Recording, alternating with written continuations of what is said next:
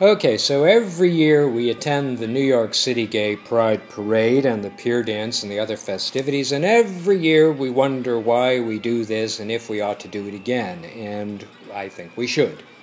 Let's consider why. First of all, you have this parade, which is really more about the spectators than it is the marchers, although we do tend to put our hottest young men in their little bathing suits on the floats, along with our most outrageous drag queens. Really, the crowd itself is more attractive and fascinating. You know, the crowd is the prettier, more talented sister of the two. And it really does illustrate why we are so right to have seized ownership of the rainbow as the symbol of our inclusive and diverse community. We deserve that symbol, the rainbow, so much more than did those hateful little Irish leprechauns that promised a pot of gold with all the honesty of a used car salesman. Or we deserve it more than that capricious Yahweh who supposedly set one in the sky after the big flood as a sign of a promise that he would never wreak havoc upon mankind again. Yeah, right. I think the gay community has kept fairly true to its rainbow flag, which celebrated its 30th anniversary this year. We have evidence of having kept true to it. We haven't tossed the transgendered under the bus of legal process. We are willing to protect even toe-tapping tea-room senators against entrapment. Like very patient parents, we even let people like Ricky Martin and Clay Aiken and Michael Jackson and Governor Christ live their silly dollhouse lives and play in those dollhouses until hopefully the day will come when they finally outgrow them. The one thing that we don't much tolerate is oppression and being treated as second class, and there really is no particular color band in the rainbow flag assigned to tolerance of oppression. And a good pride parade ought to include, therefore, some elements of anger as well as sooth and comfort and celebration and remembrance, and this one certainly does that. Now, there's something else that comes to mind, at least to my mind, as I stand watching this parade. I'm a little bit worried about the price of assimilation. I'm a little bit worried about the erosion of gay tradition. I think it's important and healthy to have a tradition, and to have a calendar that's filled with certain holy solemnities. And obviously I'm considering these gay pride celebrations to be among those solemnities. You know, the gay ones are obvious. We have the Academy Awards, we have the Tony Awards, we have various celebrations, circuit parties and what have you. And we have the annual showing of The Wizard of Oz on network TV.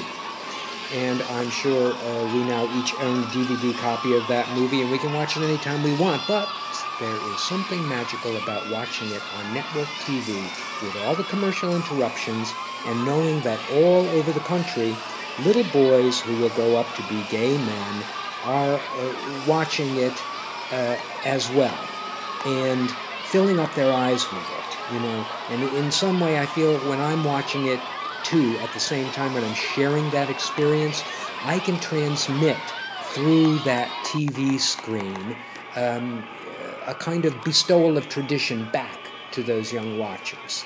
I think my point here is rooted in how my grandparents lived their lives after passing through Ellis Island. They dropped all of their Italianishness to the point where all that was left was their cooking and gardening, and I was very lucky to at least have inherited that much, you know. And they were adamant about that. I think we are now equally adamant and almost hell-bent on assimilation and blending into the larger American community. But in doing so, I think we risk some serious losses, and our attitude about Pride celebration is symptomatic of that. Before we all go running down to the altar to have our unions solemnized, I think we should take a look at, for instance, the whole issue of monogamy, which, no matter how you cut it, is an unnatural boundary based on the efficiencies of the chattel system in which the marriage contract was largely between two men anyway. It was between the husband-to-be and the father disposing of, or as we put it modernly and sweetly, giving away a daughter. So before we go and glorify monogamy, let's see it clearly for what it is. It's a contract of restriction based on assuming rights and privileges over a possessed individual. Now that doesn't sound very gay to me. You know, if C and I ever do get married, and I suspect we might, just to having a really great party, we will promise to love, honor, nurture, protect, celebrate each other forever and ever, but I can't imagine that those promises would preclude an occasional romp with a pretty young Cuban or the like. I don't know. I don't want to sound like Tevye in Fiddler on the Roof, bellowing about tradition, or like some kind of Fegala Kunta Kinte, discovering the ancient Cole Porter chants of my people, but it's something to worry about. And I know we have to move forward as a culture, but we need to proceed carefully here and not dismantle the memory, the collective memory of who we are. You know, all you guys that are going to get married and adopt and have children, I say this: remember the first rule of parenting. Do not throw the baby out with the bathwater. Okay? I think this is important. It's and to say, well, I don't go to the Pride celebrations anymore, and I don't feel that standing in the middle of an energetic, shirtless crowd of revelers is good for me anymore, or that it's lost its meaning. You know, I think in some way that is tossing the baby out with the bathwater, and it's not a healthy thing. And it's just my point, and something I was thinking of while I was enjoying a wonderful Pride afternoon in New York City.